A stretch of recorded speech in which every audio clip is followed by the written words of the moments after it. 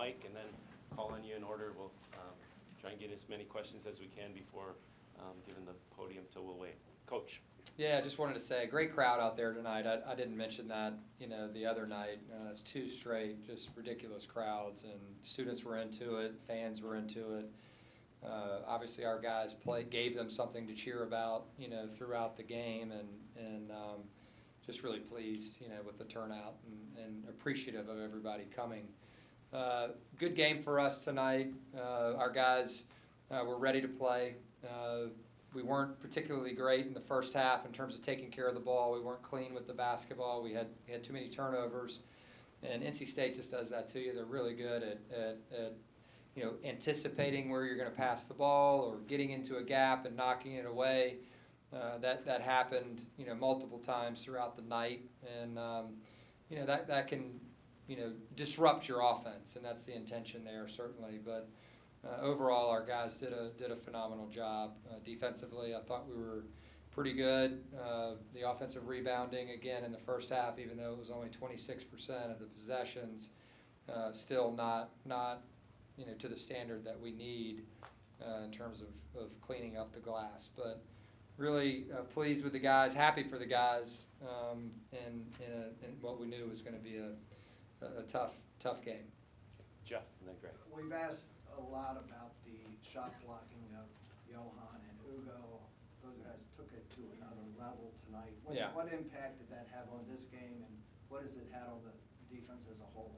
Yeah, I mean, when they can clean up, a shot or somebody on a downhill, it can turn into offense for us on the other side. And, Johan was unbelievable tonight, having 8 blocks. It's impressive. And he was just very clean with it. Like, he was there with his body and in between them and the basket, and a couple times came out of nowhere, like he did the other night. Just really excited for his, development and just the energy that he's playing with right now is really, really solid. Greg. The test and transition tonight, how did that impact the game, and particularly the play you made to kick the ball out to Jakari to stop NC State's run? Yeah, that was huge. Jakari did that last game, drove it all the way to the basket, stopped, and threw it back out to Sam. And for Tess to do that was huge. I thought our guys did a nice job several times, more than several times, in transition of just making clean decisions, getting layups or open shots. Okay, Mike, and then David. Ryan, in the first game, it was 3-point shooting that really carried you against them. What did they do a little differently defensively, if anything, in this matchup? It took a little while for They mixed up their pick and roll coverages. It was a little bit different than last time, and they were kind of in and out of it, and we were having to figure it out kind of on the fly. They had more steady diet, in the first matchup. Okay. David, and then TJ. He was limited by minutes in the first half because of foul trouble, but just overall defensively, your job on Copeland, because he's been so much of what they've been able to do, but tonight not a factor. Yeah, it's tough. You're not going to play your best every night, and we have multiple bodies that we can throw at him, and the energy was there.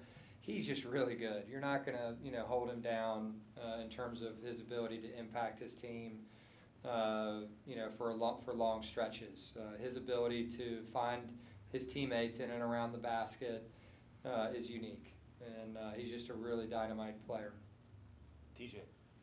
Coach, having as much depth as this team has, it feels like there's so many weapons in your arsenal. As a coach, how does that feel, and being able to pick and choose and feeling like there's so many different options and routes you can go with?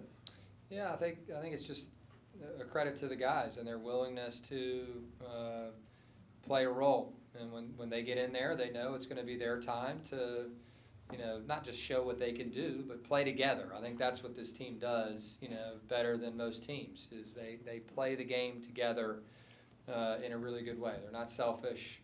They pass to one another, and by no means are we perfect.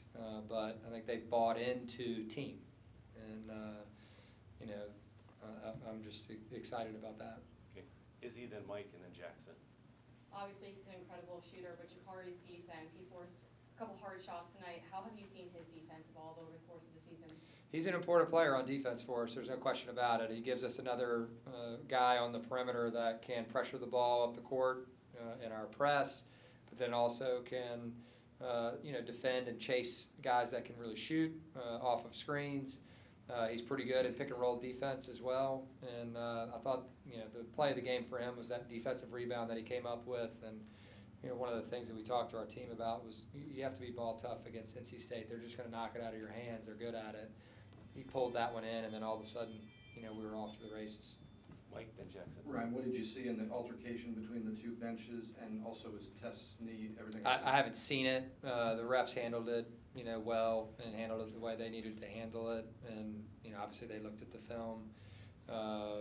I think, it's a hotly contested game, and there's a timeout called, and then there's a little bit of confusion. And anytime one team is in front of another team's bench and there's a timeout called, it's just inevitably sometimes can happen.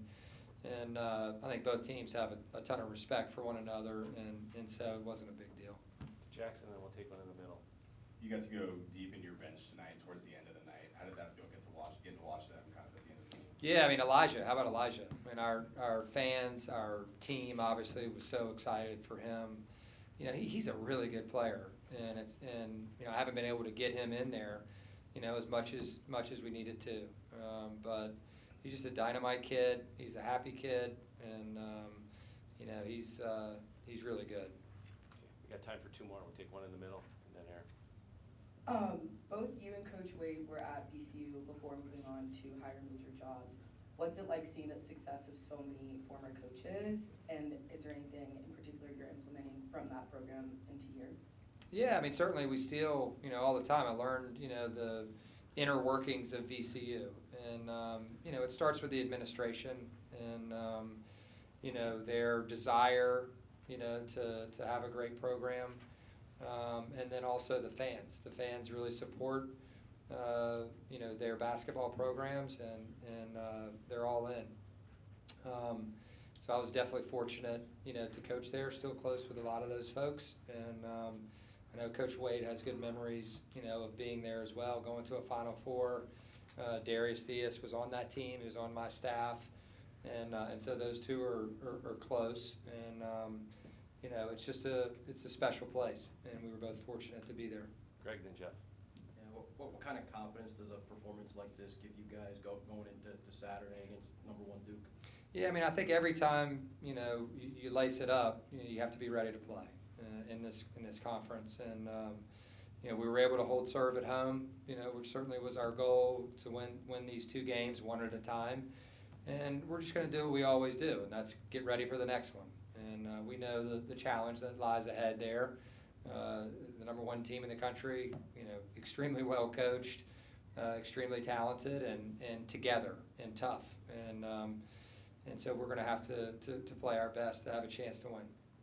Okay, Jeff. Yeah, to follow up on that, you have coached at Cameron, you know what that atmosphere is Yeah. like. Most of your players do not. How do you prepare them for that part of the experience? Yeah, I think you talk about it, but you don't make a big deal about it. It's like you have to go in there and play the game. Once the game starts, in between the lines, one team's going to set the tone, and the jabs are going to be thrown back and forth, and you have to play the game as it comes. And if you get caught up in what's going on in your surroundings, then you won't be able to focus on what's really important, and that's, competing to win.